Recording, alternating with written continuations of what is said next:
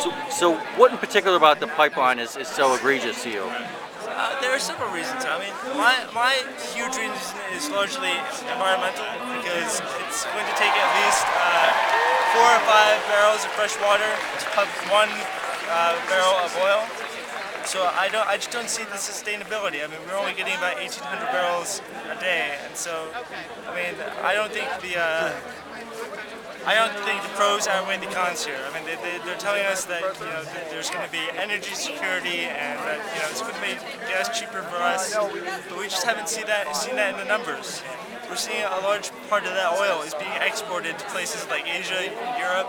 It's actually not going to American tanks. Yeah. And there's an argument about jobs here. That's the jobs are it's a big deal. A lot of unemployment. How do you overcome that? It's a powerful argument on their side.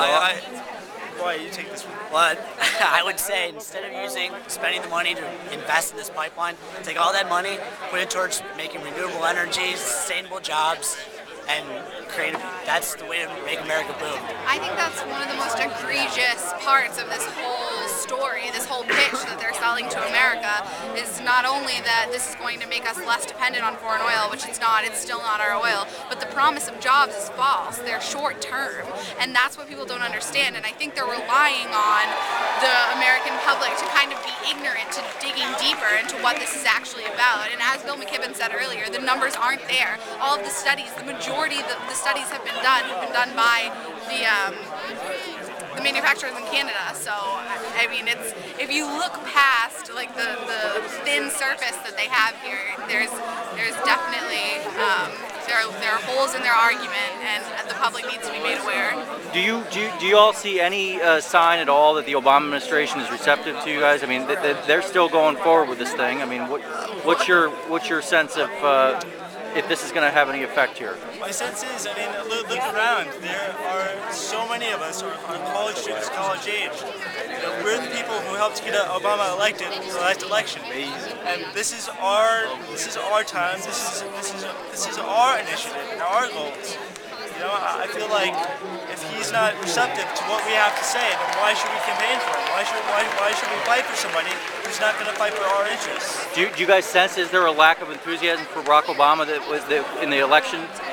I think after Bill McKibben came, part of our college program series event, speakers, there was a rush that went through Eckerd College that people were kind of realizing that maybe this isn't what we thought. Maybe this administration isn't doing what we wanted. I think the date of this whole protest is so poignant because if this doesn't make him realize like that these are the voters, I just heard a number, 12,000 people here, then a year from today, like, are these 12,000 people going to come out and vote for him? Not if this happens, not for me. So what will you do? You stay home, or are you going to vote for a Republican? What are you going to do?